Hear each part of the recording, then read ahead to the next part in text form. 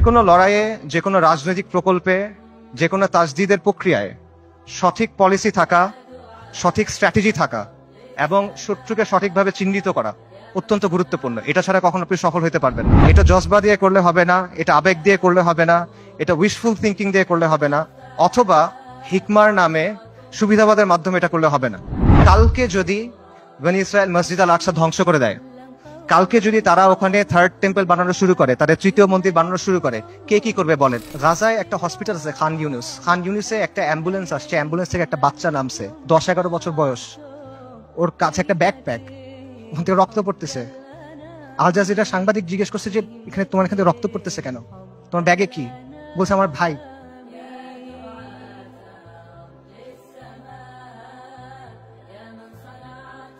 বাচ্চারা, ডাক্তাররা ব্যাগ খুলে দেখছে যে একটা 5 বছর বয়সী বাচ্চার ডেড বডি, পুরা বডি নাই, ছিন্ন বিচ্ছিন্ন বডি। যারা আমাদেরকে হত্যা করতেছে, যারা আমাদের উপর আগ্রাসন চালাচ্ছে, তাদের নিয়ে আমাদের মধ্যে মুগ্ধতা কাজ করে। যারা পরাজিত জাতি, তারা সবসময় বিজয়ী জাতির অনুকরণ করে। ওয়ামা লাকুম লা তুকাতিলুনা ফি সাবিলিল্লাহ, তোমার কি হয়েছে, তোমাদের কি হলো, তোমরা কেন আল্লাহর রাস্তায় কিতাল করতেছো না? আল্লাহ সুবহানাহু ওয়া তাআলা বলেন ওয়াকাতিলুহুম হাত্তা লা তাকুনা ফিতনা, ওর সাথে কিতাল করো যতক্ষণ পর্যন্ত ফিতনা দূরীভূত না হয়। এটা স্পষ্ট। আল-কুদস উমর রাদিয়াল্লাহু আনহুর সময় কিভাবে ফাতা হয়েছে, আল-কুদস সালাহউদ্দিন আইয়ুবীর সময় কিভাবে ফাতা হয়েছে, এগুলো মানে জটিলতার কিছু নাই, এটা স্পষ্ট উত্তর। কিন্তু এই উত্তরটা আমরা নিতে পারতেছি না। ইসরায়েলকে সবচেয়ে বেশি সামরিক সমর্থন কে দেয়? আমেরিকা। আসমান থেকে ফেরেশতা নেমে এসে আপনার জন্য জিহাদের দরজা খুলে দিবে না? আল্লাহ, আপনি আমাদের কাছ থেকে নেন, যতক্ষণ পর্যন্ত আপনি খুশি না হন আপনি আমাদের কাছ থেকে নেন, আমরা প্রস্তুত আছি। এই কথাটা যখন আমরা বলতে পারবো এবং এই কথার উপর যখন আমরা আমল করতে পারবো, যখন আমরা বলবো ইয়া আল্লাহ আপনি নেন, ততক্ষণ পর্যন্ত নেন যতক্ষণ আপনি সন্তুষ্ট না হন, তারপর আপনি আমাদেরকে আল আকসা দেন, তখন আল-কুদস আপনি মুক্ত করতে পারবেন, রাগ পর্যন্ত পাবেন না। বিসমিল্লাহির রহমানির রহিম। ইন্নাল হামদুলিল্লাহ ওয়াসসালাতু ওয়াসসালামু আলা রাসূলিল্লাহ ওয়া আলা আলিহি ওয়া সাহবিহি ওয়া সাল্লামা তাসলিমান কাসীরা। আম্মা বাদ। রাব্বি ইশরাহ লি সাদরি ওয়া ইয়াসসির লি আমরি ওয়াহলুল উকদাতাম মিন লিসানি ইয়াফকাহু কওলি। ওয়া ক্বালা সুবহানাহু ওয়া তাআলা আউযু বিল্লাহি মিনাশ শাইতানির রাজীম। وما لكم لا تقاتلون في سبيل الله والمستضعفين من الرجال والنساء والولدان الذين يقولون ربنا أخرجنا من هذه القرية الظالم أهلها واجعل لنا من لدنك وليا واجعل لنا من لدنك نصيرا الذين آمنوا يقاتلون في سبيل الله والذين كفروا يقاتلون في سبيل الطاغوت فقاتلوا أولياء الشيطان إن كيد الشيطان كان ضعيفا صدق الله العظيم. আমিরুল মুমিনিন সাইয়েদনা উমর ইবনুল খাত্তাব রাদিয়াল্লাহু আনহুমা আজমাইনের খিলাফতের সময়কার কথা। পারস্যের বিখ্যাত সেনাপতি গভর্নর হুরমুজান মুসলিমদের হাতে বন্দী। তাকে উমর ইবনুল খাত্তাবের সামনে আনা হইল। ওমর রাদিয়াল্লাহু তখন ব্যস্ত, বিভিন্ন জায়গায় তিনি মুসলিম সেনাবাহিনীকে পাঠাচ্ছেন। তিনি হুরমুজানকে প্রশ্ন করলেন যে আমরা মুশরিকদের ভূমিতে অভিযান পাঠাচ্ছি, এই ব্যাপারে তোমার কি মতামত? জবাবে হুরমুজান বলল, এই ভূমি এবং এই ভূমিগুলার অধিবাসীদের অবস্থা হলো একটা পাখির মতো। পাখির 2টা ডানা, 2টা পা, একটা মাথা। একটা ডানা ভেঙে ফেলবেন আর একটা ডানা থাকবে।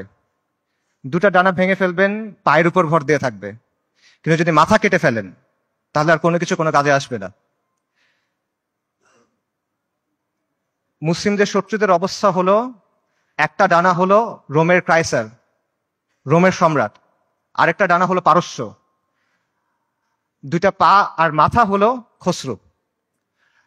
আপনি যদি খসরুকে আক্রমণ করেন এই পাখি শেষ হয়ে যাবে। আপনি মুসলিমদের বলেন খসরুকে আক্রমণ করতে।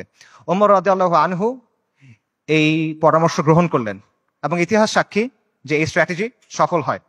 ওমর ইবনুল খাত্তাব রাদিয়াল্লাহু আনহুমা আজমাইনের খিলাফতের সময় অর্ধেক পৃথিবীর উপর ইসলামী শাসন কায়েম হয়। যে কোনো লড়াইয়ে, যে কোনো রাজনৈতিক প্রকল্পে, যে কোনো তাজদিদের প্রক্রিয়ায় সঠিক পলিসি থাকা, সঠিক স্ট্র্যাটেজি থাকা এবং শত্রুকে সঠিকভাবে চিহ্নিত করা অত্যন্ত গুরুত্বপূর্ণ। এটা ছাড়া কখনো আপনি সফল হতে পারবেন না। এবং এই জিনিসটা করতে হবে বাস্তবতার নিরিখে, শরিয়ার আলোকে এবং নিজের সামর্থ্য অনুসারে। এটা জজবা দিয়ে করলে হবে না, এটা আবেগ দিয়ে করলে হবে না, এটা উইশফুল থিঙ্কিং দিয়ে করলে হবে না, অথবা হিকমার নামে সুবিধাবাদের মাধ্যমে এটা করলে হবে না। আমি মনে করি আজকে যে বিষয়টা নিয়ে আলোচনা, আল কুদসের মুক্তি কোন পথে, সেই আলোচনার ক্ষেত্রে এই বিষয়টা মাথায় রাখা অত্যন্ত গুরুত্বপূর্ণ। এবং আল কুদসের মুক্তি কোন পথে এই আলোচনাটাও জরুরি, কারণ ওয়ান্স এন্ড ফর অল আমাদের সামনে এটা স্পষ্ট হওয়া জরুরি যে আল কুদস কিভাবে মুক্ত হবে। গত 409 দিন ধরে গাজায় আমাদের মুসলিম ভাই বোনদের হত্যা করা হচ্ছে, তাদের উপর হত্যাযজ্ঞ চলতেছে, তাদের উপর ধ্বংসযজ্ঞ চলতেছে। শিশুদের হত্যা করা হচ্ছে, নারীদের হত্যা করা হচ্ছে, বৃদ্ধদের হত্যা করা হচ্ছে, পুরুষদের তো হত্যা করা হচ্ছেই। তারা মারা যাচ্ছেন বুলেটের আঘাতে, বোমার আঘাতে, ধ্বংসস্তূপের নিচে চাপা পড়ে, শ্বাসরুদ্ধ হয়ে, জ্যান্ত আগুনে পুড়ে, চিকিৎসার অভাবে, ওষুধের অভাবে, অনাহারে, না খেতে পেয়ে। বাসা বাড়ি থেকে শুরু করে হসপিটাল, ইউনিভার্সিটি, রিফিউজি ক্যাম্প, কোনো কিছু বাকি নাই। ইহুদিরা সব জায়গায় হামলা করতেছে। আমেরিকা, পৃথিবীর top medical journal the Landsat সেটা বলছে যে গাজায় প্রায় 2 লক্ষ মানুষ মারা গেছে, কিন্তু এই সংখ্যাটা নিশ্চিত করা যাচ্ছে না, কারণ লাশগুলো ধ্বংসস্তূপের নিচে চাপা পড়ে আছে। এবং এটা পুরো পৃথিবীর কাছে স্পষ্ট যে ইহুদিরা এখানে একটা গণহত্যা চালাচ্ছে, এথনিক ক্লেন্সিং করতেছে, জাতিগত নিধন এবং জেনোসাইড চালাচ্ছে তারা। খোদ ICJ, international court of justice, তারা বলছে গাজায় যেটা হচ্ছে এটা গণহত্যা হিসেবে কোয়ালিফাই করতে পারে। এন্ড ইয়েট কেউ কিছু করে নাই। এটা সবার চোখের সামনে হচ্ছে, এটা কোনো পাথরের নিচে হচ্ছে না, কোনো গর্তের ভিতরে হচ্ছে না, কোনো অন্ধকার কোনায় হচ্ছে না। এটাকে বলা হচ্ছে the world's most televised genocide. এটা লাইভ স্ট্রিমিং হচ্ছে, আপনি চোখের সামনে দেখছেন কি হচ্ছে, আপনি লাইভ আপডেট পাচ্ছে, বাকি কেউ কিছু করে নাই। আন্তর্জাতিক আইন, মানবাধিকার, আন্তর্জাতিক সম্প্রদায়, জাতিসংঘ কেউ কিছু করে নাই, তারা এখানে নিষ্ক্রিয় দর্শক। আর পশ্চিমা বিশ্ব, আমেরিকা, ইউরোপ, তারা সক্রিয়ভাবে এই গণহত্যায় মদত দিচ্ছে। তারা ইসরায়েলকে অস্ত্র দিচ্ছে, তারা ইসরায়েলকে ফিনান্সিয়ালি হেল্প করতেছে, এবং তারা ইসরায়েলকে কূটনৈতিকভাবে হেল্প করতেছে। আর মুসলিম বিশ্বের মুসলিম বিশ্বের শাসকদের কি অবস্থা? তাদের অবস্থা হলো তারা একদিকে কিছু বিবৃতি দিচ্ছে, আর পেছনে তলে তলে তারা ইসরায়েলের সাথে নর্মালাইজেশন করতেছে। এটা হলো বাস্তবতা। এবং এই সব কিছুর পরে যে কথা, সেটা হলো মসজিদ আল আকসা আজকে বনু ইসরায়েলের দখলে। এটা হলো বাস্তবতা। কালকে যদি বনু ইসরায়েল মসজিদ আল আকসা ধ্বংস করে দেয়, কালকে যদি তারা ওখানে থার্ড টেম্পল বানানো শুরু করে, তাদের তৃতীয় মন্দির বানানো শুরু করে, কে কি করবে বলেন? যাদের কথা এতক্ষণ বললাম, এরা কে কি করবে? কেউ কিচ্ছু করবে না। এটা বাস্তবতা। খালাস, এর চেয়ে খারাপ আর কোনো পরিস্থিতি হইতে পারে না। কাজেই এই অবস্থায় এই প্রশ্নের উত্তরটা আমাদের কাছে স্পষ্ট হওয়া দরকার যে আল কুদসের মুক্তি কোন পথে। এবং এই প্রশ্নের উত্তর কঠিন না, এই প্রশ্নটাও সহজ, প্রশ্নের উত্তরও সহজ। আল্লাহ আজ্জা ওয়া জাল কোরআনে এই প্রশ্নের উত্তর দিয়ে দিচ্ছেন। আমাদের ইতিহাস থেকে এই প্রশ্নের উত্তর স্পষ্ট, এবং এই সময়েও, এই যুগেও, সাম্প্রতিক সময়েও এই প্রশ্নের উত্তর অনেকে আমাদের কাছে স্পষ্ট করে দিচ্ছেন। কিন্তু স্পষ্ট উত্তর, সহজ উত্তর আমরা সহজে মানতে পারি না। উত্তর অনেক সহজ, উত্তরটা নেওয়া কঠিন। সো এই জন্য এই প্রশ্নের উত্তরটা স্পষ্ট করা দরকার। আমি আসলে এই জন্যই আজকে আসছি। আমার এখানে আসার কথা ছিল না, আই হ্যাড ডিফারেন্ট প্ল্যানস। এই সেমিনারটা আমার অ্যাটেন্ড করার কথা ছিল না। যে কয়টা কারণে অ্যাটেন্ড করা, তার অন্যতম বা প্রধান কারণ হলো যে আমার কাছে মনে হয়েছে আমি অনেক জায়গায় গেছি, অনেক কথা বলছি, বাট এই কথাগুলো বলা হয় নাই, এবং এই কথাগুলো বলা প্রয়োজন।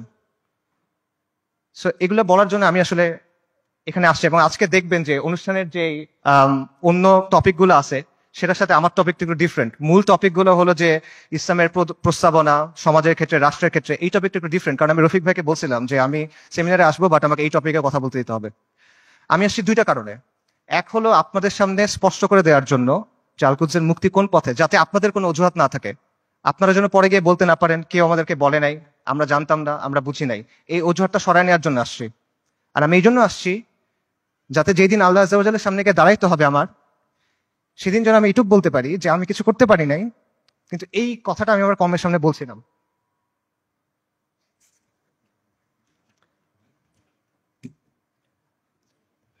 আল কুদসের মুক্তি কোন পথে, এই আলোচনাটা ঢুকার আগে কয়েকটা বিষয় একটু ক্লিয়ার করা দরকার। একটা বিষয় হলো যে শত্রুর নির্মমতা বা শত্রুর নিষ্ঠুরতা, এটা আসলে এখানে মূল সমস্যা না। কারণ এর চেয়েও নির্মম, এর চেয়েও নিষ্ঠুর ঘটনা আমাদের ইতিহাসে ঘটছে, এই উম্মার সাথেই ঘটছে। প্রথম ক্রুসেডের কথা চিন্তা করেন, যখন ক্রুসেডাররা জেরুজালেম দখল করে নিল 1099 সালের জুলাইয়ের 15 তারিখ, আজকে থেকে 925 বছর আগের কথা। খ্রিস্টান ইতিহাসবিদরা লিখছে যে তারা এমন ভাবে ম্যাসাকার করছে যে রাস্তায় কিছু কিছু জায়গায় পায়ের গোলারি পর্যন্ত মানুষের রক্ত ছিল, আর কিছু কিছু জায়গায় রক্ত ছিল হাঁটু পর্যন্ত, মুসলিমদের রক্ত। এবং তারা জেরুজালেম পর্যন্ত যাওয়ার সময় যতগুলো শহর পার হয়েছে প্রত্যেকটা শহরে ম্যাসাকার করছে, রেপ করছে, লুট করছে, আর্সন করছে, আগুন লাগাই দিছে। এবং এখানেই শেষ না, তারা ক্যানিবালিজম করছে। ক্যানিবালিজম বুঝেন? মানুষের মাংস খাওয়া। এটা ঐতিহাসিকভাবে প্রমাণিত। সিরিয়ার উত্তর পশ্চিমে একটা শহর আছে আল মারাতুন নুমান। এই শহরে 1098 সালে খ্রিস্টিয়ান হিস্টোরিয়ানদের লেখার মধ্যে আসে যে তারা মুসলিমদের লাশ সিদ্ধ করে খাইছে, বড়দের লাশ, প্রাপ্তবয়স্কদের লাশ এবং শিশুদের লাশ স্পিড রোস্ট করছে। স্পিড রোস্ট মানে বোঝেন? একটা বড় লোহার শিক থাকে, সেই শিকের মধ্যে একটা জন্তুকে এফর ওফর করা হয়, মনে করেন একটা কবুতর বা একটা মুরগি। তারপর এটা আগুনের উপর ঝুলানো হয় শিকটা, তারপর এটা ঘুরানো হয়, তখন আগুনটা ঝলসায় মাংসটা রান্না হয়। আপনারা অনেক সময় দেখবেন যে গ্রিল চিকেন এভাবে রান্না করে। এইভাবে মুসলিমদের শিশুদের রান্না করে খাইছে। আমি বানায় বলতেছি না। ক্যানিবলস অ্যান্ড ক্রুসেডার্স একাডেমিক পেপার আছে, খুঁজে দেখেন, সেখানে প্রাইমারি সোর্স দেওয়া আছে, 12টা খ্রিস্টান সোর্স থেকে এটা প্রমাণিত। এই ঘটনা আমাদের সাথে ঘটছে। তাতারদের কথা চিন্তা করেন, বলা হয় যে মঙ্গলরা যখন বাগদাদ আক্রমণ করছিল 40 দিন পর্যন্ত মুসলিমদের হত্যা করছে। দজলা নদীর পানি লাল আর কালো হয়ে গেছে। লাল হলো মুসলিমদের রক্তে, কালো হলো সবকিছু পুরাই দিছে, ছাই গিয়ে নদীর পানিতে মিশছে, পানি কালো হয়ে গেছে। নবী সাল্লাল্লাহু আলাইহি ওয়াসাল্লামের সময়ের কথা চিন্তা করেন। খাব্বাব ইবনে আরাদ রাদিয়াল্লাহু তাআলা আনহু, তিনি রাসূলুল্লাহ সাল্লাল্লাহু আলাইহি ওয়াসাল্লামের সাথে এসে যখন কথা বলতেছেন, রাসূলুল্লাহ বলতেছেন যে তোমাদের আগে এমন উম্মাত ছিল যাদের হাড় থেকে মাংস লোহার চিরুনি দিয়ে আলাদা করা হয়েছে, তাদের মাথা থেকে দ্বিখণ্ডিত করা হয়েছে, এবং সাহাবীদের উপর তো অনেক অত্যাচার নির্যাতন হয়েছে, এটা আমরা জানি। কাজেই অত্যাচার নির্যাতন এটা এখানে মূল ইস্যুটা না। আমার কথা ভুল বুঝবেন না, আমি বলতেছি না যে আমাদের গাজার ভাই বোনরা তারা যেই কুরবানি করতেছেন, যে কষ্ট করতেছে, আমি এটা ডাউন প্লে করতেছি না। I am saying this just to put this things into perspective. মানে বিষয়টা বোঝা যে এইটা আগে ঘটেনি এমন না, এরকম ঘটনা আগেও ঘটছে। সমস্যা এখানে না, সমস্যা অন্য জায়গায়।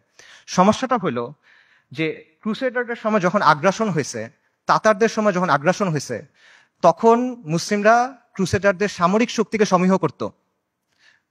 তারা তাতারদের যে হিংস্রতা, এটা নিয়ে কনসার্ন ছিল, কিন্তু ওদের নিয়ে ফ্যাসিনেশন ছিল না, তাদের নিয়ে মুগ্ধতা ছিল না। আপনি তাদের লেখা যদি পড়ে দেখেন, দেখবেন যে ক্রুসেডের সময় যেসব মুসলিম হিস্টোরিয়ানরা লিখছেন, তারা ক্রুসেডারদের নিয়ে মজা করতেছে যে তাদের কাজকর্ম এমন কেন, তাদের বিশ্বাস এমন কেন, তাদের কালচার এমন কেন।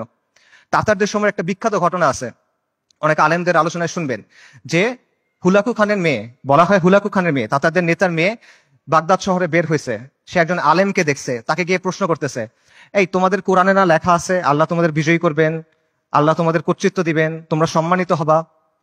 আর এটা কোরআন তো ভুল, কারণ আমরা তোমাদের উপরে কর্তৃত্ব করতেছি, তোমরা আমাদের অধীনস্থ।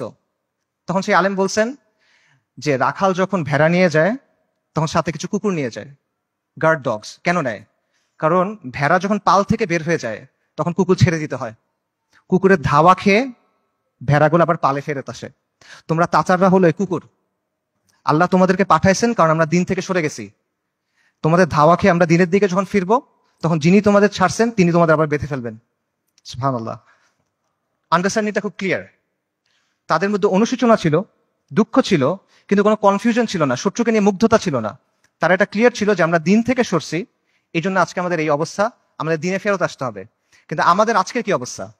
আমাদের অবস্থাটা কমপ্লিটলি ডিফারেন্ট।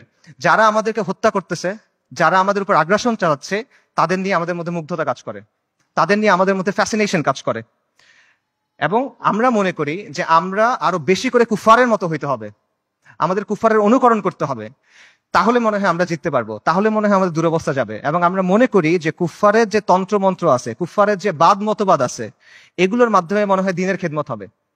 আমরা এটা চিন্তা করতেছি। এগুলো কেন হচ্ছে? কারণ শত্রুর দিন নিয়ে আমাদের মধ্যে মুগ্ধতা আছে, আর আমাদের দিন নিয়ে আমাদের মধ্যে আছে হীনম্মন্যতা। ইবনু খালদুন একটা কথা বলছেন যে the vanquished always imitates the victor. যারা পরাজিত জাতি তারা সবসময় বিজয়ী জাতির অনুকরণ করে। এক্স্যাক্টলি সেম জিনিসটা এখানে হচ্ছে। ক্রুসেডের সময়, মঙ্গলদের আগ্রাসনের সময় আমরা সামরিক এবং রাজনৈতিকভাবে পরাজিত ছিলাম, কিন্তু আদর্শিকভাবে পরাজিত ছিলাম না। এখন আমরা সামরিক রাজনৈতিকভাবে পরাজিত, আমরা আদর্শিকভাবে পরাজিত, আমরা মনস্তাত্ত্বিকভাবে পরাজিত। এই কারণে সহজ যে উত্তর, সহজ যে সমাধান, এটা আমরা গ্রহণ করতে পারি না। আল-কুদসের মুক্তি কোন পথে হবে? আল-কুদসের মুক্তি হবে জিহাদের মাধ্যমে, কিতালের মাধ্যমে, তরবারির ধারালো অগ্রভাগ দিয়ে আল-কুদস মুক্ত হবে, আর কোনো কিছু দিয়ে হবে না। আল্লাহ আযজা ওয়া জাল কোরআনে বলছেন আল-কুদসের জন্য আপনার করণীয় কি?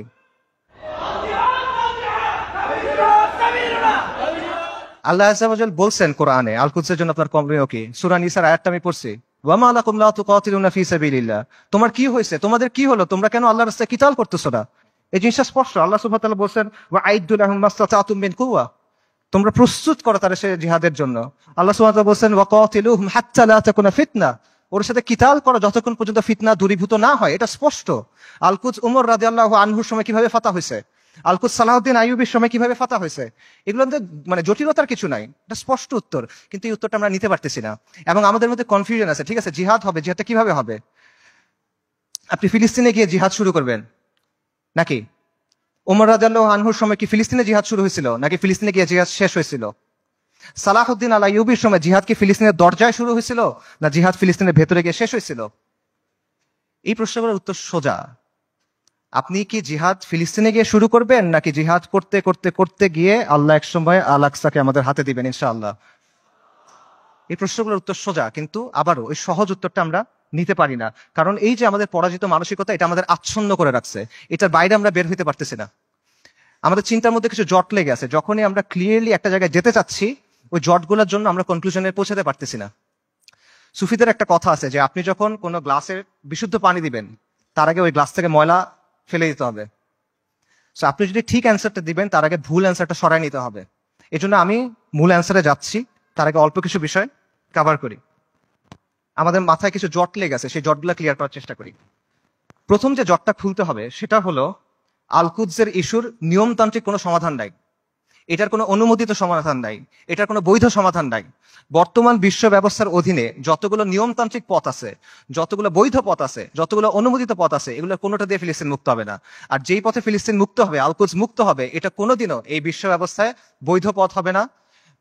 এটা কখনো তারা মেনে নিবে না। এটা সবসময় তাদের চোখে অপরাধ থাকবে, এটা সবসময় তাদের চোখে অবৈধ থাকবে, এবং এটা সবসময় তাদের চোখে সন্ত্রাস হিসেবে গণ্য হবে। এটা হলো রিয়ালিটি।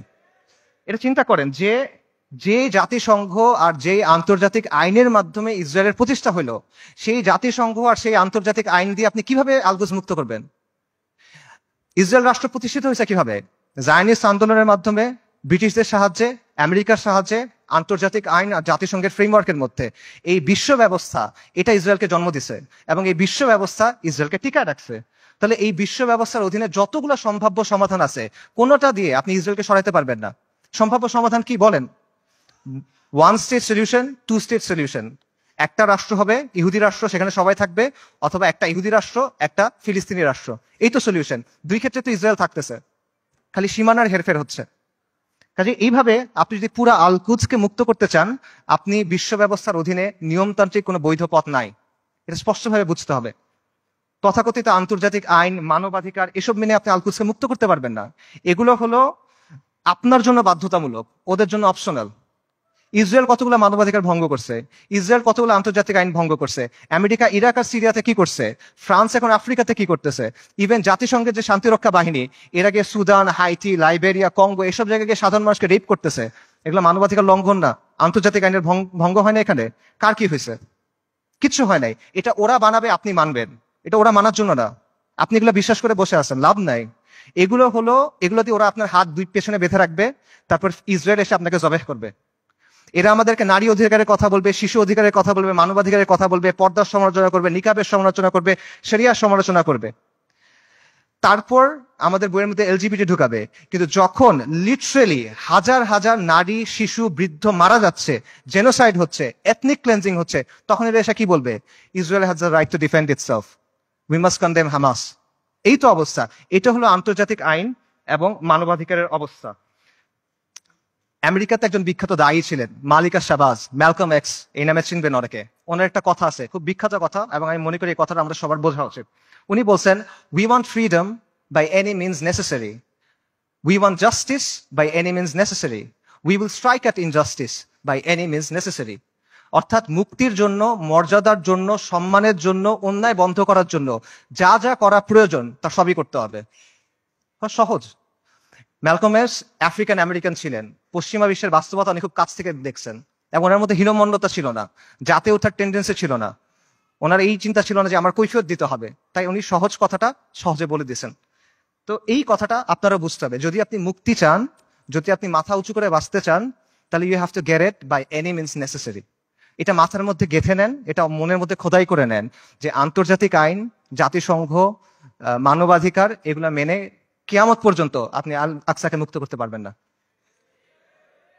এটা অনেকে বুঝবেন, ঠিক আছে, জাতিসংঘ দিয়ে আল আকসা মুক্ত হবে না, তাহলে মুক্ত হবে কিভাবে? অনেকগুলো মুসলিম দেশ আছে, এই মুসলিম দেশগুলোকে আমাদের সামাজিক অর্থনৈতিকভাবে শক্তিশালী করতে হবে, সামরিকভাবে শক্তিশালী করতে হবে, তাহলে মনে কোনো এক সময় আল-কুদস মুক্ত হয়ে যাবে।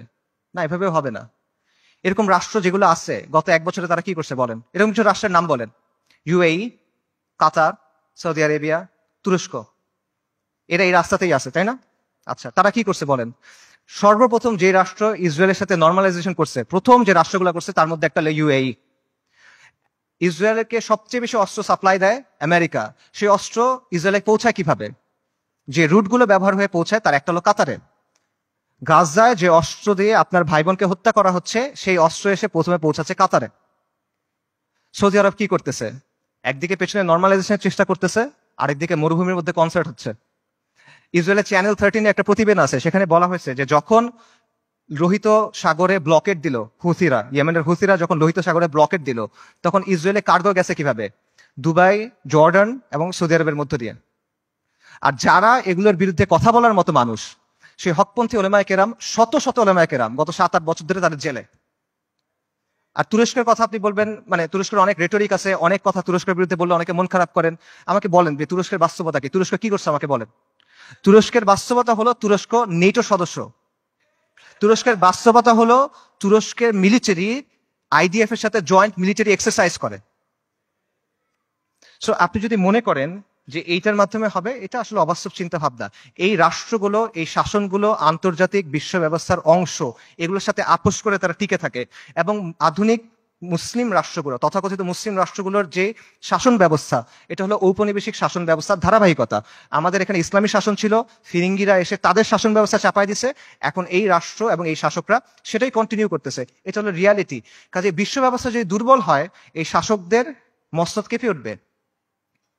এবং বিশেষ করে আরবের যে রাজতন্ত্রগুলো আছে বা মনার্কি গুলো আছে, তারা ক্ষমতায় আছে এবং টিকে আছে প্রথমে ব্রিটেনের সাথে আপোষ করার মাধ্যমে, এখন আমেরিকার সাথে আপোষ করার মাধ্যমে। এগুলো বাস্তবতা, এই বাস্তবতা অস্বীকার করার কোনো সুযোগ নেই। এগুলো ঐতিহাসিকভাবে প্রমাণিত সত্য কথা। কাজেই এরা কখনোই এমন কোনো কাজ করবে না যেটা এই বিশ্ব ব্যবস্থার বিরুদ্ধে চায়। তারা যদি আন্তরিকভাবে চায়ও, তাহলে তারা এটা করতে পারবে না। তারা অ্যাট বেস্ট এটা ম্যানেজ করতে পারবে, এবং এটি তারা চেষ্টা করে ম্যানেজ করা, যে 2 লক্ষ মানুষ মারা গেছে, আমরা একটা বিবৃতি দিব, এইটুকুই তারা করবে। এইটাই ম্যানেজ করার চেষ্টা করবে তারা। কাজেই এটা সত্য, মুসলিমদেরকে অর্থনৈতিকভাবে শক্তিশালী হতে হবে, রাজনৈতিকভাবে শক্তিশালী হতে হবে, সামরিকভাবে শক্তিশালী হতে হবে, কোনো প্রশ্ন নাই। কিন্তু পরাধীন অবস্থায় না। আমরা মনে করি আমরা স্বাধীন হয়েছি, আমরা স্বাধীন হই নাই, আমরা এখনো পরাধীন অবস্থায় আছি। পরাধীন অবস্থায় আপনার জিডিপি যত হোক, আপনার রাস্তা যত সুন্দর হোক, আপনার দেশে যত স্কাই স্ক্রেপার থাকুক, ইট ডাজন্ট ম্যাটার। আপনি পরাধীন, ওই টাকা আপনার হাতে নাই, ওই অস্ত্র আপনার হাতে নাই, ওই শক্তি আপনার হাতে নাই। সো এই বিষয়টা বুঝতে হবে যে আপনি আগে মুক্ত হইতে হবে, তারপরে এই শক্তি। এবং এখানে আরেকটা পজিশন আছে, অনেকে যেটা মনে করেন যে ঠিক আছে, জাতিসংঘ দিয়ে হবে না, মুসলিম রাষ্ট্র দিয়ে হবে না, কিন্তু মুসলিম সেনাবাহিনীগুলা দিয়ে হবে। এই সেনাবাহিনীগুলা, বিশেষ করে আরবের যে সেনাবাহিনীগুলো আছে, ফিলিস্তিনের কাছাকাছি যে সেনাবাহিনীগুলো আছে, এরা হয়তোবা সাহায্য করবে। এবং আপনারা দেখবেন যে যখনই এই ম্যাসাকার গুলো হয়, ইসরায়েল তো পিরিয়ডিক্যালি এটা করে, কিছুদিন পরপরই এটা হয়, তখনই এরকম হ্যাশট্যাগ থাকে, যেমন আর্মিস টু আল আকসা, যে আর্মি গুলাকে আল আকসাকে মুক্ত করবে। এটা অবাস্তব চিন্তা ভাই। আমি আপনাকে ইয়েমেনের তাগুত আলী আব্দুল্লাহ সালের একটা কথা বলি। আলী আব্দুল্লাহ সালে একবার বলছে একটা সাক্ষাৎকারে যে এইসব আর্মির কাজ হলো মানুষকে দমন করা। যদি জনগণ আমার বিরুদ্ধে বিদ্রোহ করে, আমি আর্মি দিয়ে জনগণকে দমন করব।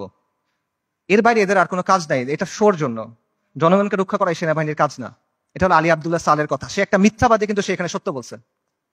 এটি হলো বাস্তবতা। আপনি দেখেন যে এই আর্মিগুলোকে প্রশিক্ষণ দেওয়া হয়েছে, অস্ত্র দেওয়া হয়েছে, অর্থায়ন করেছে কেন? এই আরব শাসকদের মস্তক টিকায় রাখার জন্য এবং মুসলিমদের পায়ের নিচে রাখার জন্য, ইসলামকে দমন করার জন্য। এটা হলো বাস্তবতা। এবং এই আর্মিগুলো আসলে যাবে কেমনে আল আকসা পর্যন্ত বলেন তো? ইসরায়েলের চারপাশে যে দেশগুলো আছে, এগুলো তো ইসরায়েলকে রক্ষা করতেছে। আপনি যাবেন কেমনে ওখানে? আপনি তো বাংলাদেশ থেকে যেতে পারবেন না ওখানে, তাই না? আপনার ওই জায়গার থেকেই ওখানে যেতে হবে। তো তারা যাবে এটা কেমনে? এবং যখন আপনি যে বলতেছেন এই আর্মিগুলো ক্ষমতা নিবে বা তারা কাজ করবে, এগুলো তো অলরেডি হয়েছে। এটার বাস্তবতা আমরা দেখছি। মিশরে কি হয়েছে জামাল আব্দুল নাসেরের সময়? জামাল আব্দুল নাসের ইখওয়ানুল মুসলিমিন বা মুসলিম ব্রাদারহুডের সাথে একটা ওয়াদা করছিল, কোরআনের উপর হাত রেখে সে ওয়াদা করছে যে মুসলিম ব্রাদারহুড রাস্তায় আন্দোলন করবে, রাজপথে আন্দোলন করবে, জনমত গঠন করবে।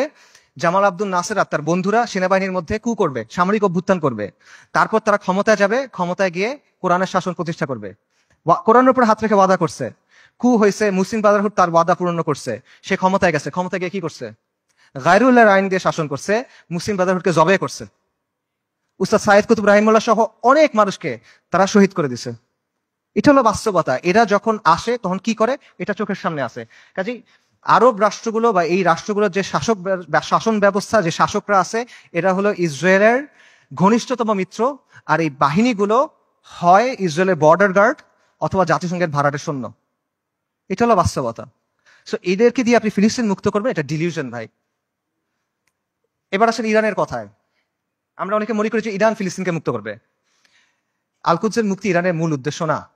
ইরানের মূল উদ্দেশ্য হলো মধ্যপ্রাচ্যে শিয়াদের যে ক্ষমতা, এটা বৃদ্ধি করা। শিয়া অ্যাক্সিস বলে যেটাকে। এবং এটা সে করবে অ্যাট ইয়োর কস্ট। একটা কথা আছে গেম থিওরিতে, জিরো সাম গেম, যে তার শক্তি যত বাড়বে আপনার শক্তি তত কমবে। এটা বাস্তবতা। ইরানের সাথে ইসরায়েলের স্বার্থের দ্বন্দ্ব আছে, ইরানের সাথে আমেরিকার স্বার্থের দ্বন্দ্ব আছে, কিন্তু তার মানে কিন্তু ইরানের সাথে আপনারও দ্বন্দ্ব আছে। যে ইরান আজকে ফিলিস্তিনের মুক্তি করার জন্য বুলি আওড়াচ্ছে, তারাই আজকে সিরিয়াতে আহলুস সুন্নাহ ওয়াল জামাকে হত্যা করতেছে। তারাই আজকে আহওয়াজে আহলুস সুন্নাহ ওয়াল জামাকে হত্যা করতেছে। তারা ইরাকে আহলুস সুন্নাহ ওয়াল জামাকে হত্যা করছে, এখন নির্যাতন করতেছে। এটা হলো বাস্তবতা। ইরানের স্বার্থ আর আহলুস সুন্নাহ ওয়াল জামার স্বার্থ কখনোই এক না। ইরান সক্রিয়ভাবে এই মুহূর্তে আহলুস সুন্নাহ ওয়াল জামার সাথে যুদ্ধে লিপ্ত। এই মুহূর্তে, আগে কখনো ছিল, পরে কখনো এগুলো বলছে না। অ্যাট দিস মোমেন্ট তারা আমাদের সাথে যুদ্ধে লিপ্ত। অ্যাট দিস মোমেন্ট তারা আমাদের হত্যা করতেছে। আমেরিকা যখন আফগানিস্তানে আক্রমণ করছে, আমেরিকা যখন ইরাকে আক্রমণ করছে, ইরান তাদেরকে সহায়তা করছে। এটা তাদের মুখের কথা, এটা আমি বানায় বলতেছি না, আপনারা গিয়ে চেক করেন। মোহাম্মদ খাতামি ইরানের প্রেসিডেন্ট ছিল 97 থেকে 2005 পর্যন্ত সম্ভবত। তার একটা বক্তব্য আছে যে তালিবানের বিরুদ্ধে আমরা আমেরিকাকে সাহায্য করছি। স্পষ্ট বক্তব্য আছে তাদের, এগুলো লুকোছাপার কিছু না। এবং সবচেয়ে বড় যে বিষয়টা, ইরানের ব্যাপারে সতর্ক হওয়ার সবচেয়ে বড় কারণ হলো যে তাদের সাথে আমাদের আকীদার দ্বন্দ্ব আছে, তাওহীদের ব্যাপারে দ্বন্দ্ব আছে। তারা আল্লাহর উলুহিয়াত, আল্লাহর রুবুবিয়াত, আল্লাহর সিফাতের ব্যাপারে শিরক করে। তারা আমাদের মা আয়েশা রাদিয়াল্লাহু তাআলা আনহার ব্যাপারে জঘন্য কথা বলে, যেটা কোনোদিন কিয়ামত পর্যন্ত মানা সম্ভব না আমাদের পক্ষে। তারা সাহাবায়ে কেরাম রাদিয়াল্লাহু তাআলা আনহুম আজমাইনকে তাকফির করে, এটা কোনোদিন পর্যন্ত মানা সম্ভব না। এগুলো কোনো ফুরুই বিষয় না ভাই। এই জিনিস মেনে আপনি কোনো কিছু করতে পারবেন না। আল্লাহ আল-কুদসকে এই শিরকের সাথে এই করে আপনি মুক্ত করতে পারবেন না। ইরানকে আপনার দেখতে হবে ক্রুসেডের সময়ে উবাইদি সাম্রাজ্যের মতো করে। ক্রুসেডের সময়ে একটা সাম্রাজ্য ছিল, উবাইদি সাম্রাজ্য। এটাকে আপনারা অনেকে ফাতেমি খিলাফত নামে চিনেন। এরা আকীদাতে ছিল ইসমাইলি শিয়া, মানে ইমামি শিয়াদের চেয়েও খারাপ, বাতেনি এরা, ইসমাইলি শিয়া। তারাও জেরুজালেমকে মুক্ত করার কথা বলতো, তারাও ঐক্যের কথা বলতো, কিন্তু ইতিহাস খুলে দেখেন তাদের ভূমিকা কি ছিল। আহলুস সুন্নাহর সাথে তাদের ভূমিকাটা কি ছিল, এটা ইতিহাস খুলে দেখেন। এবং এটা শুধু তখন না, এখনো এবং এর আগেও ছিল এরকমই। কাজেই ইরানকে আপনার উবাইদিদের একটা আধুনিক সংস্করণ হিসেবে দেখতে হবে। তবে credit where credit is due, ইরানের কিছু অর্জন আছে যেটা আমাদের নাই, এটা আপনার স্বীকার করতে হবে। শিয়া স্বার্থের জন্য গত 4 দশকে ইরান যেটা করতে পারছে, কোন সুন্নি শক্তি সেটা এখনো করতে পারে নাই। এটা বাস্তবতা। শিয়াদের আছে একটা রাষ্ট্র আছে, তাদের একটা জিওপলিটিক্যাল প্রজেক্ট আছে। মধ্যপ্রাচ্যে আহলুস সুন্নাহর এরকম কোনো কিছু এখনো নাই। বৈশ্বিকভাবে ফিলিস্তিন ইস্যু ব্যবহার করে ইরান প্রতিরোধের একটা রেটরিক তৈরি করছে, এক ধরনের সফট পাওয়ার তৈরি করছে। এটা আমরা তৈরি করতে পারি নাই। এগুলো বাস্তবতা। এই ক্রেডিট তাকে আপনি দেন, এই অর্জন স্বীকার করেন, কোনো সমস্যা নাই। কিন্তু এই রেটরিকে মজে গিয়ে আপনি মনে করেন না যে তারা হলো উম্মার অগ্রসেনারী। আপনি মনে করেন না যে সে এসে আপনার সহযোগী হবে। এটা যদি আমরা মনে করি তাহলে এটা ভুল হবে, এবং এই ভুলের মাসুল আমাদের দিতে হবে। আরেকটা বিষয় মাথায় রাখেন, সেটা হলো আল-কুদস পবিত্র, এটা ইসলাম ছাড়া আর কোনো কিছু দিয়ে মুক্ত হবে না।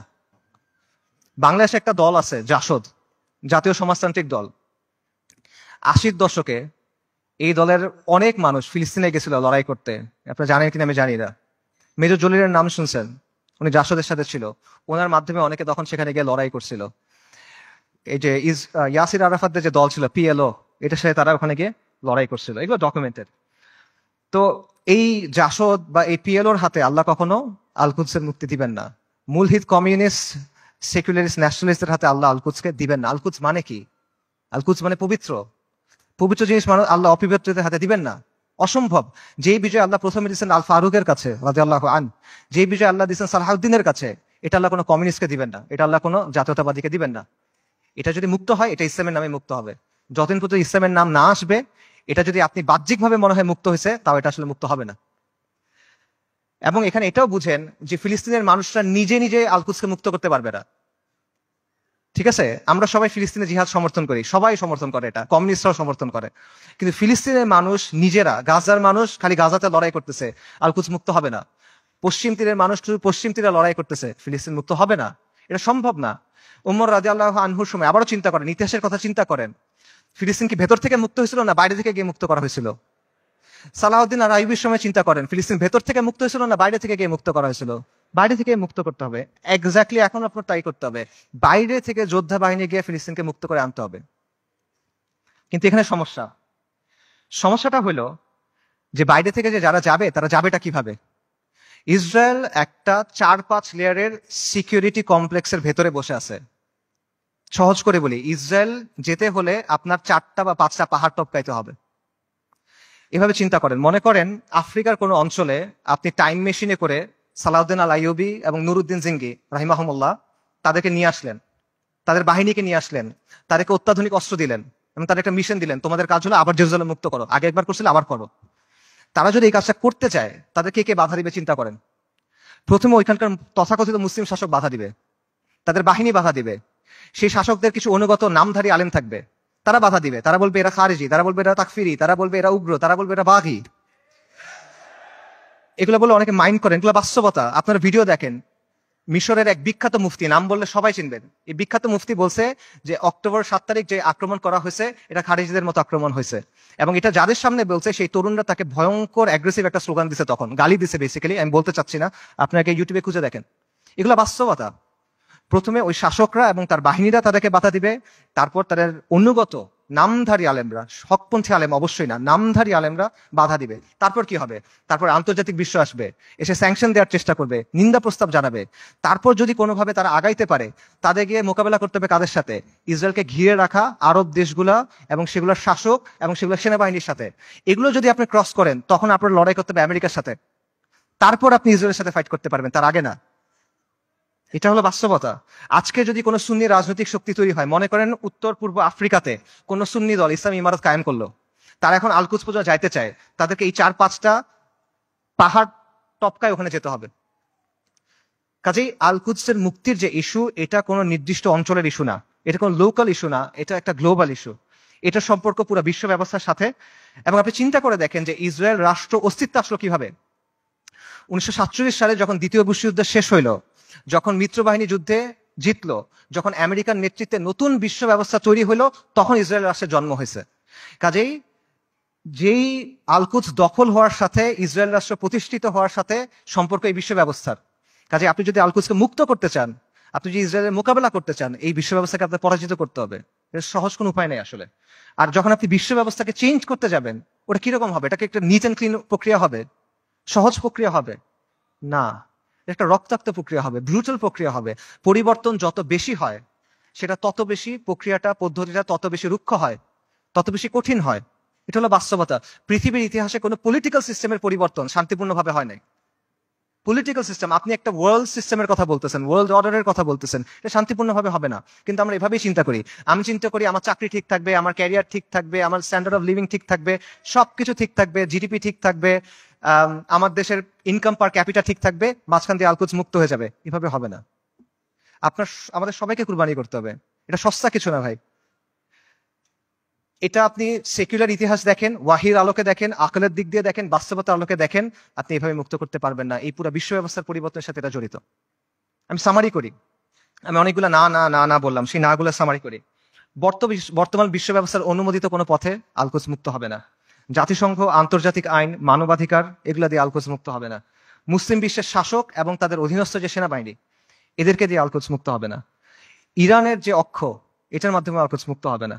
আল-কুদসের অধিবাসীরা একা একা নিজেরা চেষ্টা করে ভেতর থেকে আল-কুদসকে মুক্ত করতে পারবে না, তাকে অবশ্যই বাইরে থেকে হেল্প করতে হবে। কিন্তু বাইরে থেকে কেউ যদি হেল্প করতে যায়, তারা 4 থেকে 5টা পাহাড় ডিঙায় যেতে হবে। কাজে ফিলিস্তিনের মুক্তির বিষয়টা এই বিশ্ব ব্যবস্থার পরিবর্তন করা বা বিশ্ব ব্যবস্থাকে দুর্বল করার সাথে সম্পর্কিত। আল-কুদসকে মুক্ত করতে হলে অবশ্যই এই বিশ্ব ব্যবস্থাকে দুর্বল হইতে হবে, নইলে এটা সম্ভব না, ইল্লা মাশাআল্লাহ। এবং অবধারিত হবে এই ক্ষেত্রে আপনার অরাজকতা, অস্থিতিশীলতা এবং রক্তক্ষয়ী একটা প্রক্রিয়ার মধ্যে যেতে হবে। এগুলো হলো বাস্তবতা। তাহলে আল কুদসের মুক্তি কিভাবে, সমাধান কিভাবে? আমি বলছি আল কুদসের মুক্তি কিতালের মাধ্যমে, জিহাদের মাধ্যমে।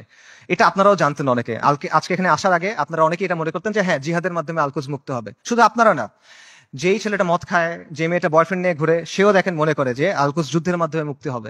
আমেরিকার যে কমিউনিস্টরা আছে, যে এলজিবিটি অ্যাক্টিভিস্টরা আছে, এদের মধ্যে অনেকে মনে করে আল কুদস যুদ্ধ ছাড়া মুক্ত হবে না। আপনারা দেখবেন যে ওদের অনেকে স্লোগান দেয়, from the river to the sea Palestine will be free. তারা এটা বলে, তারা মনে করে 7ই অক্টোবরের অ্যাটাককে তারা প্রশংসা করে, তারা মনে করে এটা হলো ডিকলোনাইজেশন হচ্ছে, ডিকলোনাইজেশন সবচেয়ে ভালো রূপ এটা। তো তার বুঝ আর আপনার বুঝ তফাৎ কি? তফাৎটা হলো যে আপনি মনে করছেন যুদ্ধ দিয়ে মুক্ত হবে, আপনার কাছে উত্তরটা আছে, আপনার কাছে গন্তব্যটা আছে, কিন্তু গন্তব্য পর্যন্ত কিভাবে যাবেন এটা আপনি জানেন না। আপনি একটা অঙ্কের উত্তরটা আপনি মুখস্থ জানেন বা কেউ আপনাকে বলে দিচ্ছে, আপনি এটা লিখছেন, কিন্তু আপনি অঙ্কটা মিলাই আনতে পারতেছেন না। এটা হলো সমস্যাটা। সো এই কথাগুলো এতক্ষণ আমি যেটা বললাম, যে আমি যে বললাম এইভাবে হবে না, এইভাবে হবে না, এইভাবে হবে না, এটা বলার কারণটা হলো ওই চিন্তার জটগুলো খুলে দেওয়া, যাতে করে আপনার চিন্তাটা স্পষ্ট হয়। আল কুদসকে মুক্ত করতে হলে অবশ্যই জিহাদ করতে হবে, এবং এটা একটা উম্মা কেন্দ্রিক প্রচেষ্টা হতে হবে। এটা কোনো নির্দিষ্ট এক জায়গায় করে আপনি করতে পারবেন না। জিহাদটা শুরু ফিলিস্তিনে হবে না, এটা শেষটা ফিলিস্তিনে গিয়ে হবে। ইতিহাসে এভাবেই বারবার হয়েছে। ওমর ইবনুল খাত্তাবের সময় কি হয়েছিল চিন্তা করেন, সালাহউদ্দিন আল আইয়ুবের সময় কি হয়েছিল চিন্তা করেন। শুরুটা কখনোই ফিলিস্তিনে হয় নাই, শেষটা ফিলিস্তিনে গিয়ে হয়েছে। এবং এই জন্য প্রথমে মুসলিম মেজরিটি দেশগুলো আছে সেগুলোকে আপনার স্বাধীন করতে হবে, সেকুলার সিস্টেম থেকে বের হয়ে সেখানে ইসলামী শরিয়া আনতে হবে। We must replace this tyrannical puppets with man of god. মুত্তাকিদের দিয়ে ওই জায়গায় ইসলামী শরিয়া আনতে হবে, তা না হলে আপনি মুক্ত করতে পারবেন না। এটা হলো বাস্তবতা। এবং এই পরিবর্তনটা, এটা একটা বৈপ্লবিক পরিবর্তন। এটা ব্যালট বক্স দিয়ে আসবে না, এটা কোনোদিনও ব্যালট বক্সে দিয়ে আসবে না। অনেক চেষ্টা করা হয়েছে, আসবে না। সেটা আফগানিস্তানে যেভাবে আসবে, সব জায়গায় এভাবে আসবে, এটা জরুরি না। স্থান, কাল, পাত্র, প্রেক্ষাপট ভেদে পরিবর্তন আসতে পারে, কিন্তু পরিবর্তনটা বৈপ্লবিক হইতে হবে। এটা আপোষের কোনো পরিবর্তন হইলে হবে না। এবং মূল বিষয়টা সিম্পল, কিছু ভূখণ্ডের উপর আহলুস সুন্নাহ ওয়াল জামাত তামকিন লাগবে, শাসন কর্তৃত্ব লাগবে। তারপর সেই ভূখণ্ডগুলোকে ঘাঁটি হিসেবে ব্যবহার করে আপনাকে সামরিক শক্তি তৈরি করতে হবে। তারপর ধাপে ধাপে জিহাদের মাধ্যমে আল কুদসকে মুক্ত করতে পারবেন। এটা হলো অ্যান্সার। এবং এই তামকিন অর্জনের কাজটা সব মুসলিম ভূখণ্ডে আপনি একসাথে করতে পারবেন না, কারণ সব মুসলিম ভূখণ্ডের অবস্থা এক না। আপনি চিন্তা করেন, বাংলাদেশে ইসলামী ইমারত হওয়া আর সিরিয়াতে ইসলামী ইমারত হওয়া কখনো একরকম না। বাংলাদেশ আর ইসরায়েলের মধ্যে বা আল কুদসের মধ্যে 6টা দেশ আছে, Jordan, Iraq, Iran, Afghanistan, Pakistan এবং মোদির ভারত। আনরিয়েলিস্টিক, আপনি ওখান থেকে যেতে পারবেন না। কিন্তু সিরিয়ার সাথে ডিরেক্ট বর্ডার আছে। কাজেই এই বাস্তবতা বুঝতে হবে যে কোন জায়গায় ফোকাস করতে হবে, কোন ভাবে কাজ করতে হবে। তবে মূল সমাধান ওই জায়গাতেই, যেটা আমি আবারও বলতেছি, আল কুদসের নিকটবর্তী মুসলিম ভূখণ্ডে তামকিন অর্জন করতে হবে, শাসন কর্তৃত্ব অর্জন করতে হবে। তারপর সেগুলোকে কেন্দ্র হিসেবে ব্যবহার করে সামরিক শক্তি বৃদ্ধি করতে হবে। তারপর ধাপে ধাপে জিহাদের মাধ্যমে আল আকসার দরজায় গিয়ে পৌঁছাতে হবে। এটা আপনাদের অনেকের কাছে মনে হতে পারে যে ফ্যান্টাসি, আপনাদের অনেক কাছে মনে হতে পারে যে এটা অনেক কঠিন একটা সলিউশন, কিন্তু এটাই সবচেয়ে প্র্যাগম্যাটিক সলিউশন। এবং এটার উদাহরণ ইতিহাস থেকে আছে। আমি আবারও বলতেছি, উমর রাদিয়াল্লাহু আনহুর সময় চিন্তা করেন কিভাবে মুসলিমরা আল আকসা মুক্ত করছিল। প্রথমে মদিনার উপরে শাসন কর্তৃত্ব তামকিন, তারপর জাজিরাতুল আরবের উপরে, তারপর সিরিয়ার কিছু অঞ্চলে, তারপর আল আকসায়। সালাউদ্দিন আইয়ুবীর সময় কিভাবে হয়েছে, সিরিয়ার কিছু অঞ্চলে, তারপর মিশরে, তারপর আল আকসায়। এভাবেই হয়েছে। এবং আপনি যদি বলেন যে এটা তো ঠিক আছে অনেক আগে হয়েছে, বর্তমান সময়ে এভাবে হবে কিনা, বর্তমান সময়েও হবে। আপনার সামনে উদাহরণ আছে।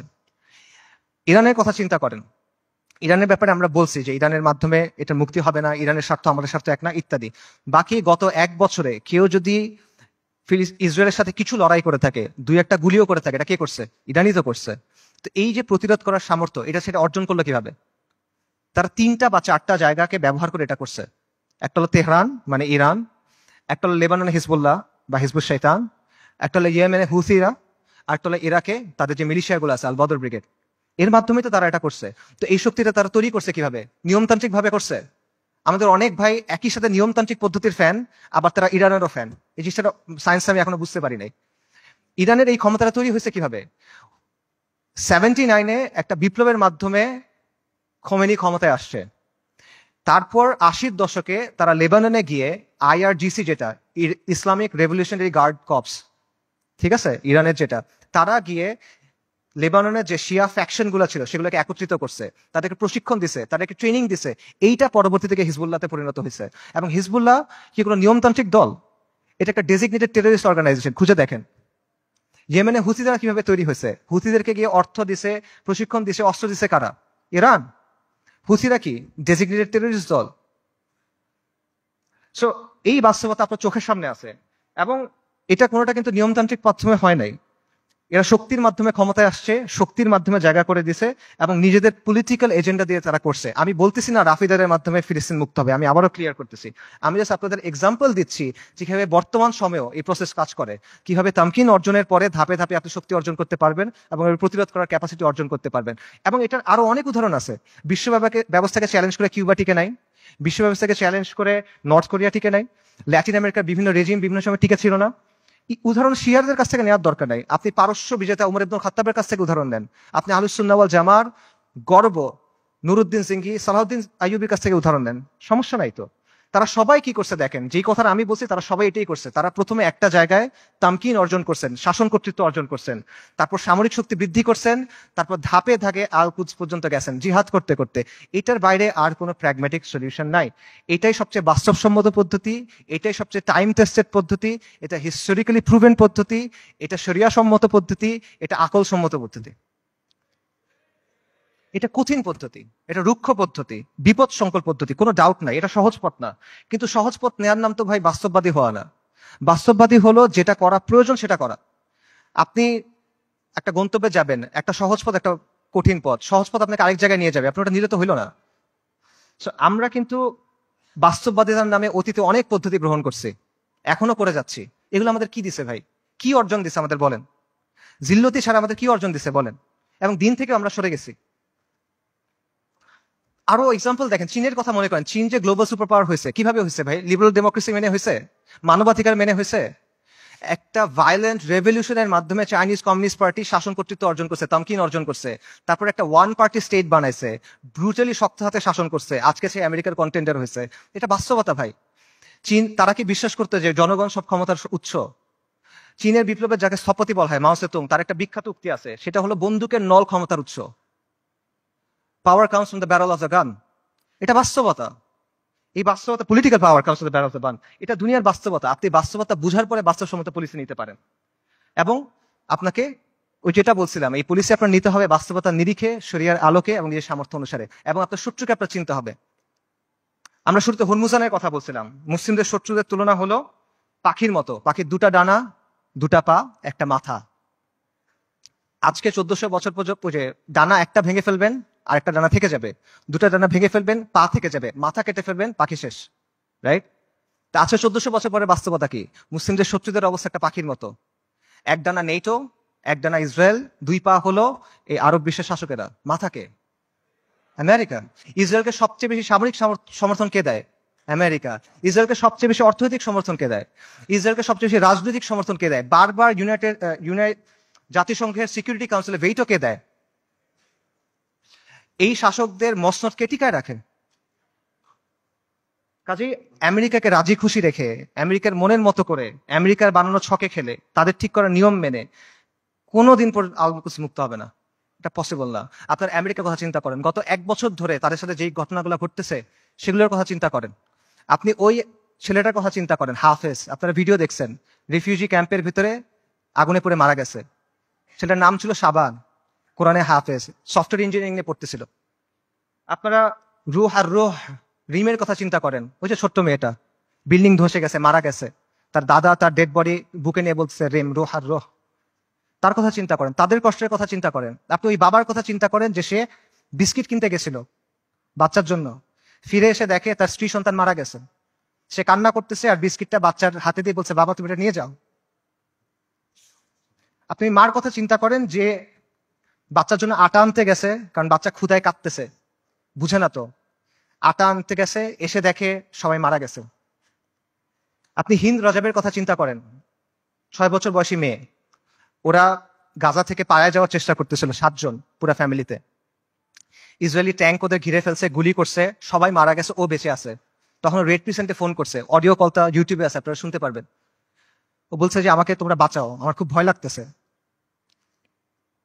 ও সব পাশে সবাই মারা গেছে, বাবা মা সবাই মারা গেছে, 6 বছর বয়সে একটা মেয়ে।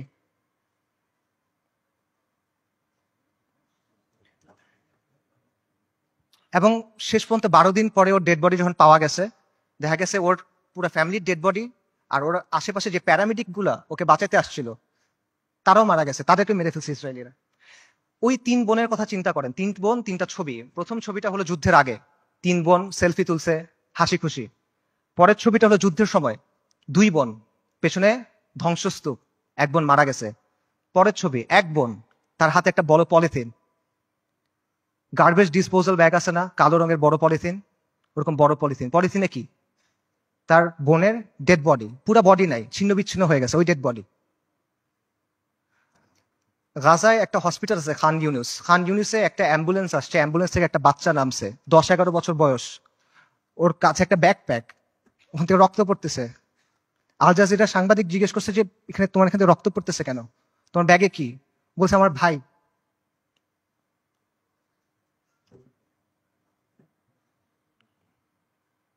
বাচ্চারা, ডাক্তাররা ব্যাগ খুলে দেখছে যে একটা 5 বছর বয়সী বাচ্চার ডেড বডি, পুরা বডি নাই, ছিন্ন বিচ্ছিন্ন বডি। আপনারা ওই মার কথা চিন্তা করেন যে গেছে, যে তার পুরা ফ্যামিলি মারা গেছে, সে এসে জিজ্ঞেস করছে আমাকে লাশগুলা দাও, আমি দাফন কি করব।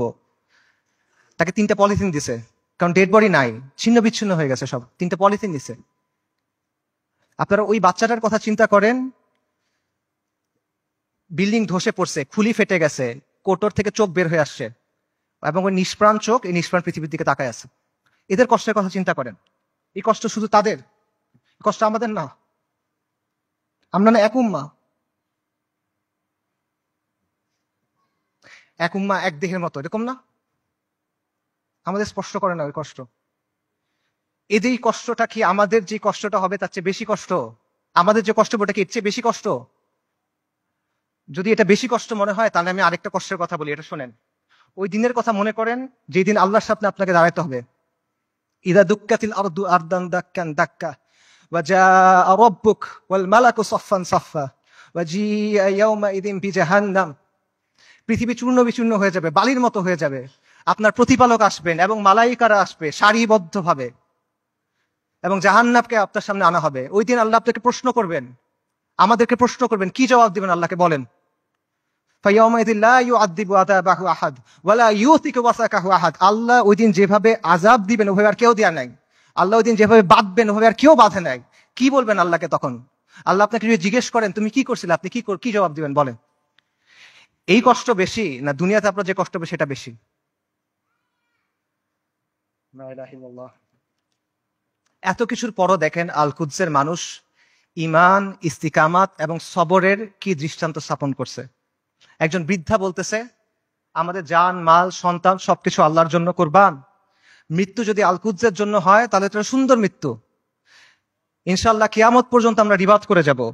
এটা সস্তা কিছু না, এটা রাসূলুল্লাহ সাল্লাল্লাহু আলাইহি ওয়াসাল্লামের ইসরা ওয়াল মিরাজের জায়গা। আমরা বাইতুল মাকদিসের অধিবাসীরা প্রস্তুতি আছি, কুরবানি করার জন্য প্রস্তুতি আছে, যত কুরবানি লাগে আমরা করব। ওই বাবার কথা চিন্তা করেন, হাসপাতালে একই দিনে 2 বাচ্চা মারা গেছে, 2 ছেলে মারা গেছে। উনি বলতেছেন আলহামদুলিল্লাহ, এটা জিহাদের ভূমি, এটা রিবাতের ভূমি, আমাদের যা কিছু আছে সব আল্লাহর জন্য। আল্লাহ আমাদের খালেক, উনি আমাদের তৈরি করছেন, উনি আমাদের পাঠাইছেন, উনি নিয়ে যাবেন, ওনার যা খুশি উনি করবেন, আমরা এটাতে খুশি, আমরা এটার উপর সবর করব। বান্দা যখন বিপদের মধ্যে পড়ে, ওলামায়ে কেরাম হাদিসের আলোকে বলছেন যে বান্দা যখন বিপদের মধ্যে পড়ে তখন আল্লাহ এটার মাধ্যমে তার সগীরা গুনাহগুলো মাফ করে দেন, অথবা তাকে পরিশুদ্ধ করেন, কারণ আল্লাহ তাকে আখিরাতে বড় পুরস্কার দিতে চান। আমি মনে করি আমাদের গাজার ভাই বোনদের সাথে, ফিলিস্তিনের ভাই বোনদের সাথে এই বিষয়টাই হইতেছে। ইনশাআল্লাহ তাআলা আল্লাহ তাদেরকে জান্নাতুল ফিরদৌস আলার জন্য প্রস্তুত করতেছেন। আমি মনে করি আল্লাহ এই বান্দাদের উপর রাজি খুশি হয়ে যাবেন ইনশাআল্লাহ তাআলা। লক্ষের উপরে শহীদ, আলহামদুলিল্লাহ, এটা উম্মতে মুহাম্মদের গর্ব। আমাদের মৃতরা জান্নাতে ইনশাআল্লাহ, ওদের মৃতরা জাহান্নামে। আল্লাহু মাওলানা ওয়ালা মাওলা লাহুম। ওই বৃদ্ধের কথা চিন্তা করেন যিনি ধ্বংসস্তূপের মাঝখানে দাঁড়ায় বলতেছেন আমরা আজও এখানে দাঁড়ায় আছি এবং আমরা এখানে পর্যন্ত থাকবো। এই ভূখণ্ড বরকতময়, এই ভূখণ্ডের অধিবাসীরা বরকতময়। আমাদের চারপাশে চূড়ান্ত ধ্বংসযজ্ঞ হয়েছে, কিন্তু আমরা তাও এখান থেকে নড়বো না, আমরা আল্লাহর দিন থেকে নড়বো না। আমরা অটল পাহাড়ের মতো, আমরা উজ্জ্বল তারার মতো। এবং আমি বলবো যে হ্যাঁ, পুরা বিশ্ব সাক্ষ্য দিচ্ছে তারা ইমানের ক্ষেত্রে অটল পাহাড়ের মতো।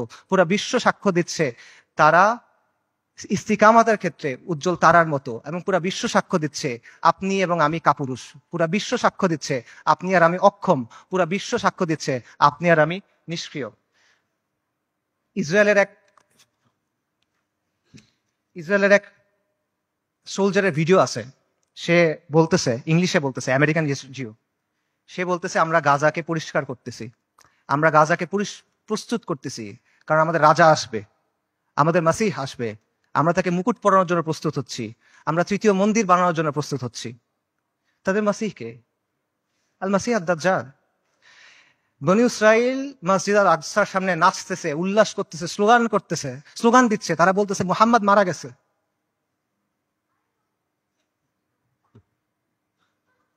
আল্লাহুম্মা সাল্লি ওয়া সাল্লিম আলা নবিয়িনা মুহাম্মদ। এটা কি অবস্থা ভাই? এই জিনিসটা মানা সহজ নাকি আল কুদসের জন্য ফাইট করা সহজ? এই পথটা আমাদের কাছে অনেক বেশি কঠিন মনে হইতেছে। কোন পথটা আমাদের কাছে বেশি কঠিন মনে হয় এটা ঠিক করে দিবে যে আমাদের ইমানের অবস্থাটা আসলে কি। নবী সাল্লাল্লাহু আলাইহি ওয়াসাল্লাম তার হাদিসে বলছেন, আমি হাদিসের তর্জমা বলতেছি, ইবনে উমর রাদিয়াল্লাহু তাআলা আনহু থেকে বর্ণিত, রাসূলুল্লাহ সাল্লাল্লাহু আলাইহি ওয়াসাল্লাম বলছেন, যখন তোমরা ইনার পদ্ধতিতে ব্যবসা করবে, গরুর লেজ আঁকড়ে ধরবে, কৃষিকাজে সন্তুষ্ট থাকবে এবং জিহাদ ছেড়ে দিবে, তখন আল্লাহ তোমাদের উপর লাঞ্ছনা এবং অপমান চাপায় দিবেন। সাদাকা রাসূলুল্লাহ। এর চেয়ে বড় লাঞ্ছনা আর এর চেয়ে বড় অপমান কি আছে? আর নবী সাল্লাল্লাহু আলাইহি ওয়াসাল্লাম বলছেন, এই অবস্থা ততক্ষণ থাকবে যতক্ষণ না পর্যন্ত তোমরা তোমাদের দ্বীনে ফেরত আসো। সুনান আবু দাউদের হাদিস। আল কুদস জিহাদের মাধ্যমে মুক্ত হবে, কিন্তু এই জিহাদের দরজা কেউ এসে আপনার জন্য খুলে দিবে না। আসমান থেকে ফেরেশতা নেমে এসে আপনার জন্য জিহাদের দরজা খুলে দিবে না। জিহাদের দরজা খুলতে হবে তাওহীদ আর হাদিদের শক্তি দিয়ে, খুলতে হবে না, ভাঙতে হবে। এটা এই রাস্তা আপনি মনে করতেছেন আল কুদস পর্যন্ত আপনার জন্য একটা লাল গালিচা বিধানো রাস্তা তৈরি করে দিবে যে ভাই আমি আল কুদসে গিয়ে জিহাদ করব। না, আপনার রক্ত, আপনার হাড়, আপনার মাংস, লাশের শাড়ি, খুলির পাহাড় পার হয়ে আপনার আল-আকসা যাইতে হবে। এটা ছাড়া আর কোনো অপশন নাই। আল কুদসের দাম অনেক বেশি, এটা সস্তা না। বাইতুল মাকদিসের মানুষরা বলে দিছে, আল্লাহ আপনি আমাদের কাছ থেকে নেন, যতক্ষণ পর্যন্ত আপনি খুশি না হন আপনি আমাদের কাছ থেকে নেন, আমরা প্রস্তুত আছি। এই কথাটা যখন আমরা বলতে পারবো এবং এই কথার উপর যখন আমরা আমল করতে পারবো, যখন আমরা বলবো ইয়া আল্লাহ আপনি নেন, ততক্ষণ পর্যন্ত নেন যতক্ষণ আপনি সন্তুষ্ট না হন, তারপর আপনি আমাদেরকে আল-আকসা দেন, তখন আল কুদস আপনি মুক্ত করতে পারবেন, রাগ পর্যন্ত পাবেন না। আল কুদস এমন এক দুলহান যার মাহার আমাদের রক্ত। আল কুদস এমন এক দুলহান যার মাহার আমাদের রক্ত।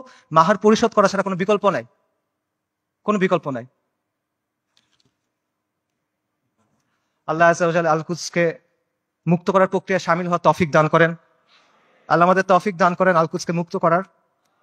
আল্লাহ আমাদের দুনিয়ার ভালোবাসার মৃত্যুকে অপছন্দ করার অসুখ থেকে মুক্ত করে দেন। আল্লাহ আমাদের মসজিদ আল আকসাতে সালাত আদায় করার তৌফিক দান করেন। আল্লাহ আমাদের চোখগুলোকে প্রশান্তি দেন। আল্লাহ আমাদেরকে খাইবারের মতো একটা দিন দেখান। আল্লাহ আমাদের বনু কুরাইযার মতো একটা দিন দেখান।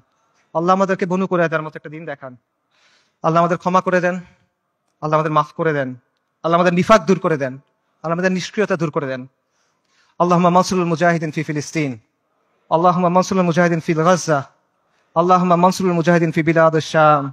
আল্লাহুম্মা মানসুরুল মুজাহিদিন ফিল ইয়ামান। আল্লাহুম্মা মানসুরুল মুজাহিদিন ফিস সুমাল।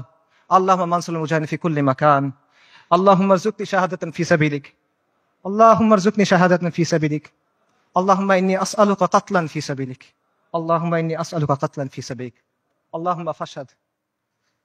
এই বক্তব্য যদি ভালো কিছু থাকে এটা আল্লাহর পক্ষ থেকে, যা কিছু খারাপ, যা কিছু ভুল এটা আমার আর শয়তানের পক্ষ থেকে। ওয়া মা আলাইনা ইল্লাল বালাগ। আসসালামু আলাইকুম ওয়া রাহমাতুল্লাহ।